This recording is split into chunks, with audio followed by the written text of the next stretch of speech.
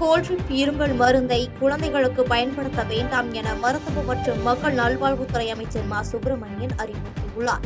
தாம்பரம் மாநகராட்சிக்குட்பட்ட குரோம்பேட்டை பகுதியில் ஹோலி ஏஞ்சல்ஸ் பள்ளி வளாகத்தில் அமைக்கப்பட்டுள்ள நலம் காக்கும் ஸ்டாலின் திட்ட முகாமை மருத்துவ மற்றும் மக்கள் நல்வாழ்வுத்துறை அமைச்சர் மா சுப்பிரமணியன் மற்றும் அமைச்சர் தாமு அன்பரசன் இன்று ஆய்வு செய்தனர்.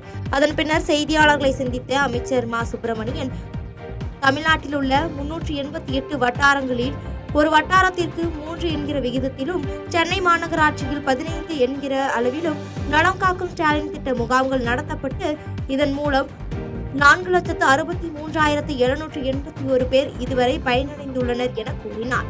அதன் பின்னர் தமிழ்நாட்டின் காஞ்சிபுரத்தில் தயாரிக்கப்பட்ட இருமல் மருந்தை எடுத்துக்கொண்ட வடமாநிலத்தைச் சேர்ந்த 11 குழந்தைகள் உயிரிழந்ததால் கோல்ட்ரிப் இருமல் மருந்தை குழந்தைகளுக்கு பயன்படுத்த வேண்டாம் என அறிவுறுத்தி பேசினார்.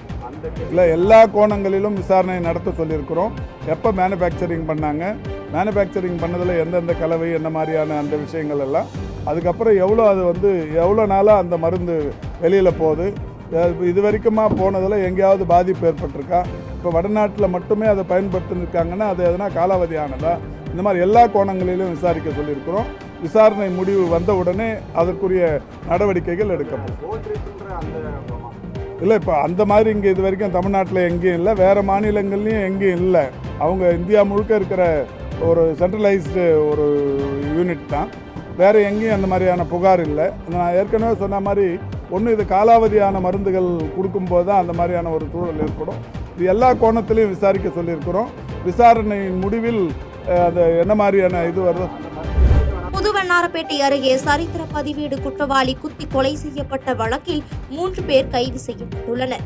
சென்னை புதுவண்ணாரப்பேட்டை இருசப்பன் தெருவைச் சேர்ந்த சரித்திர பதிவேடு குற்றவாளியான மாயாண்டி நேற்று இரவு நண்பர்களுடன் மது அருந்த சென்றுள்ளார். அப்பொழுது முன் விரோதம் காரணமாக கீழே இருந்த கண்ணாடியை எடுத்த சரித்திர பதிவேடு குற்றவாளி சஞ்சய் மாயாண்டியை சரமாரியாக குத்திவிட்டு தப்பிச் சென்றுள்ளார். தகவலின் பேரில் புதுவண்ணாரப்பேட்டை போலீசார் உயிருக்கு போராடி கொண்டிருந்த மாயாண்டியை மீட்டு அரசு ஸ்டான்லி மருத்துவமனைக்கு சிகிச்சைக்காக அனுமதித்த நிலையில் சம்பவம் குறித்து புதுவண்ணாரப்பேட்டை போலீசார் வழக்கு பதிவு செய்து சரித்திர பதிவேடு குற்றவாளி சஞ்சய், ஐயாவு, தேவபிரசாத் ஆகிய 3 பேரை போலீசார் கைது செய்து விசாரணை நடத்தி வருகின்றனர். இச்சம்பவம் அப்பகுதியில் பெரும் பரபரப்பை ஏற்படுத்தியுள்ளது. 2026 பிப்ரவரிக்குள் மீனாட்சியம்மன் கோயில் குடமுழுக்கு பணிகள் நிறைவடையும் என அமைச்சர் சேகர்பாபு தெரிவித்துள்ளார். மதுரை அழகர் கோயில் சாலையில் அமைந்துள்ள தமிழ்நாடு ஹோட்டலில் மதுரை மீனாட்சியம்மன் கோயில் குடமுழுக்கு பணிகள் குறித்து நடைபெற்ற ஆய்வுக் கூட்டத்தில் இந்து சமய அறநிலையத்துறை அமைச்சர் சேகர்பாபு கலந்து கொண்டார். பிறகு செய்தியாளர்களை சந்தித்த அவர், கடந்த 4 ஆண்டுகளில் தமிழகத்தில் உள்ள 3707 கோயில்களுக்கு குடமுழுக்கு நடைபெற்றுள்ளது என்றும் வருகின்ற பிப்ரவரி மாதத்திற்குள் மீனாட்சியம்மன் கோயிலுக்கான குடமுழுக்கு பணிகள் நிறைவு பெறும் என தெரிவித்தார். தொடர்ந்து பேசிய அவர், தேர்தலுக்காக தாங்கள் இந்த பணியை மேற்கொள்ளவில்லை என்றும் தேர்தல் இல்லை என்றாலும் தங்களின் ஆன்மீக பணி தொடரும் என்றும் திருப்பரங்குன்றம் மலையில் ரோப்கார் அமைப்பதற்கான சாத்தியக்கூறு அறிக்கை சமர்ப்பிக்கப்பட்டுள்ளது என்றும் அதற்கான இறுதி வடிவம் கிடைத்தவுடன் ஒப்பந்த புள்ளி கோரப்படும் என தெரிவித்தார். இந்த ஆண்டு இறுதிக்குள் அல்லது பிப்ரவரி மாதத்திற்குள் அருள்மிகு மீனாட்சி சுந்தரேஸ்வரர் திருக்கோயிலுடைய திருப்பணிகள் நிறைவு பெற்று பக்தர்களுடைய மகிழ்ச்சியை இந்த குடமுழுக்கின் வாயிலாக இந்த ஆட்சிக்கு செலுத்துகின்ற ஒரு சூழலை உருவாக்குவோம். பெரியபாளையம் அருகே போதை மறுவாழ்வு மையத்தில் அனுமதிக்கப்பட்ட கூலி தொழிலாளி உடல்நலக்குறைவு காரணமாக உயிரிழந்தது குறித்து போலீசார் விசாரணை நடத்தி வருகின்றனர். புதுக்கோட்டை மாவட்டம் அறந்தாங்கியைச் சேர்ந்த ரியான் என்பவர் சென்னையில் தங்கி கூலி வேலை செய்து வந்துள்ளார். மதுபோதைக்கு அடிமையாக இருந்த ரியான் சென்னை அருகே போதை மறுவாழ்வு மையத்தில் ஏற்கனவே சிகிச்சை பெற்று இருந்தார். இந்த நிலையில் திருவள்ளூர் மாவட்டம் பெரியபாளையம் அடுத்த வடமதுரை பகுதியில் அமைந்துள்ள தனியார் போதை மறுவாழ்வு சிகிச்சை மையத்தில் கடந்த மாதம் சிகிச்சைக்காக ரியான் அனுமதிக்கப்பட்டிருந்தார். கடந்த 1 வாரமாக ரியானுக்கு உடல்நலக்குறைவு ஏற்பட்டு மருத்துவமனைக்கு சென்று சிகிச்சை பெற்று வந்த நிலையில் உடல்நலக்குறைவால் உயிரிழந்தார். இதுகுறித்த தகவல் அறிந்து வந்த பெரியபாளையம் காவல்துறையினர் ரியான் சடலத்தை கைப்பற்றி பிரேத பரிசோதனைக்காக திருவள்ளூர் அரசு மருத்துவக் கல்லூரி மருத்துவமனைக்கு அனுப்பி வைத்து வழக்கு பதிவு செய்து விசாரணை மேற்கொண்டு வருகின்றனர். கோவில்பட்டியில் பாஜக நிர்வாகிக்கு இமெயில் மூலமாக வெடிகுண்டு மிரட்டல் வந்துள்ள சம்பவம் அப்பகுதியில் பெரும் பரபரப்பை ஏற்படுத்தியுள்ளது. தூத்துக்குடி மாவட்டம் கோவில்பட்டி இந்திரா நகரைச் சேர்ந்தவர் தினேஷ் ரோடி இவர் பாஜக தூத்துக்குடி வடக்கு மாவட்ட இளைஞரணி தலைவராக இருந்துள்ளார். இந்நிலையில் தினேஷ் ரோடி இமெயிலுக்கு இன்று மர்ம நபர் ஒருவர் வெடிகுண்டு மிரட்டல் விடுத்து இமெயில் அனுப்பியுள்ளார். அதில் அவரது வீட்டு பகுதியில் 3RDX வெடிகுண்டு வைத்திருப்பதாகவும் இன்று மாலை 6 மணிக்குள் வெடிக்கும் என்று கூறப்பட்டுள்ளது. இதையடுத்து தூத்துக்குடி மாவட்ட வெடிகுண்டு கண்டறிதல் அகற்றல் பிரிவு சிறப்பு உதவி ஆய்வாளர் குமாரவேல் தலைமையிலான போலீசார் தினேஷ் ரோடி வீடு அருகில் உள்ள கார்களில் சோதனை நடத்தி வருகின்றனர். திமுக அரசு உடனடியாக இடஒதுக்கீட்டை நிறைவேற்றாவிட்டால் வரும் சட்டமன்ற தேர்தலில் திமுகவுக்கு எதிராக வாக்கு இருக்கும் என்று தமிழ்நாடு தவ்ஹீத் ஜமாத்தின் மாநில பொதுச் செயலாளர் முஜிபுர் ரஹ்மான் பேட்டியளித்துள்ளார்.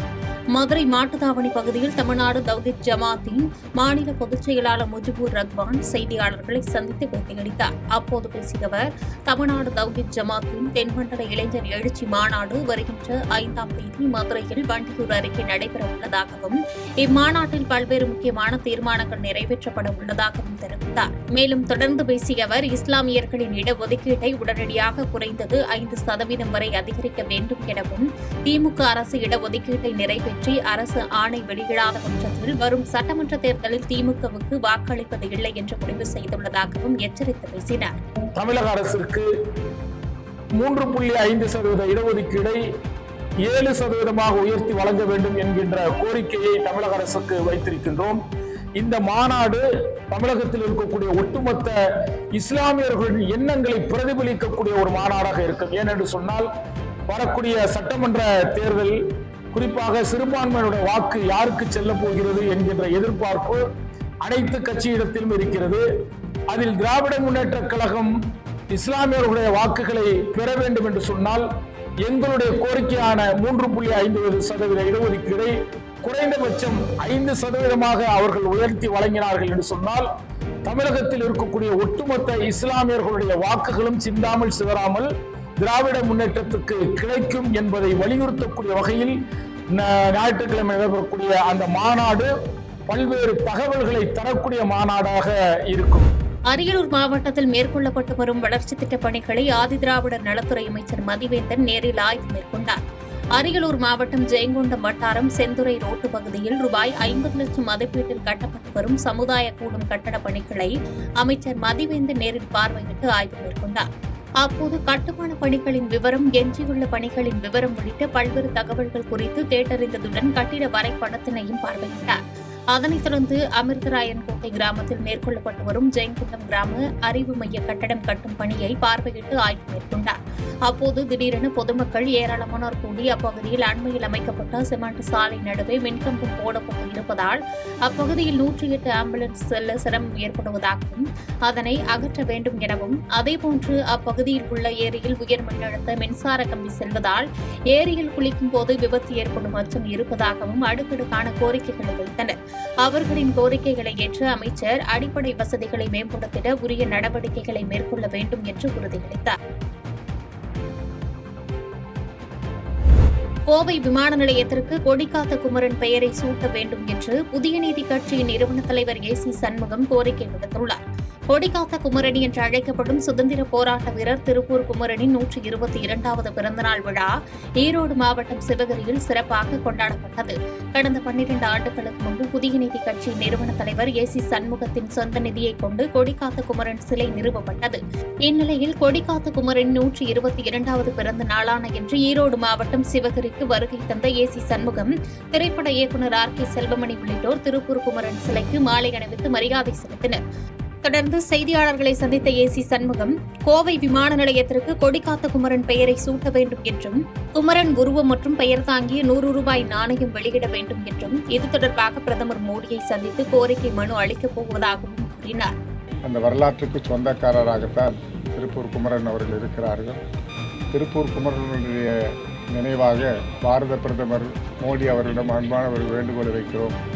கோவையினுடைய விமான நிலையத்திற்கு திருப்பூர் குமரனுடைய பெயரை வைக்க வேண்டும் என்றும், அதேபோல் திருப்பூர் குமரனுடைய 100 ரூபாய் நாணயம் வெளியிட வேண்டும் என்றும் பாரத பிரதமருக்கு விரைவில் நாங்கள் மனு கொடுக்க இருக்கிறோம் என்பதையும் கொடிக்காத்த குமரனின் தியாகத்தை போற்றும் வகையில் 2.50 கோடி ரூபாய் மதிப்பீட்டில் மணிமண்டபம் அமைப்பதற்கான விழா நடைபெற்றுள்ளதாக அமைச்சர் சுவாமிநாதன் பேட்டியளித்தார்.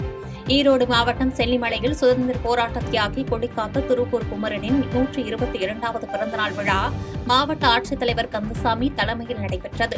இதில் அமைச்சர்கள் முத்துசாமி, சாமிநாதன் மற்றும் நாடாளுமன்ற உறுப்பினர் பிரகாஷ் ஆகியோர் திருப்பூர் குமரன் படத்திற்கு மாலை அணிவித்து மரியாதை செலுத்தினர். அதனைத் தொடர்ந்து 2.50 கோடி ரூபாய் மதிப்பீட்டில் திருவுருவ சிலையுடன் கூடிய மணிமண்டபம் அமைப்பதற்கு அடிக்கல் நாட்டினர்.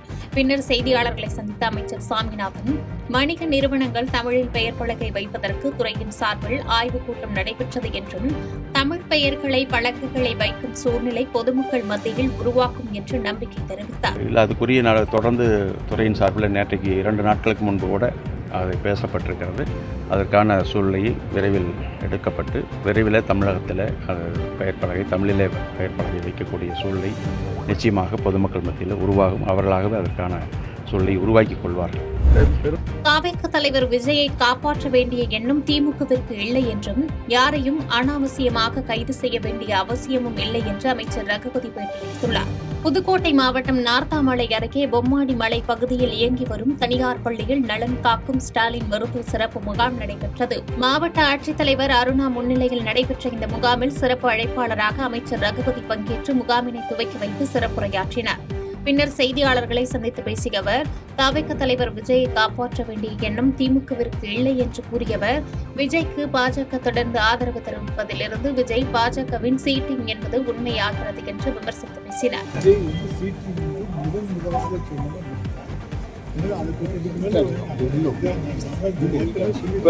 செய்திகளை உடனுக்குடன் தெரிந்து கொள்ள கீழ்கண்ட கேபிள் மற்றும் டிடிஎச் நெட்வொர்க்குகளில் எம்நாடு செய்தி தொலைக்காட்சியை காணுங்கள்.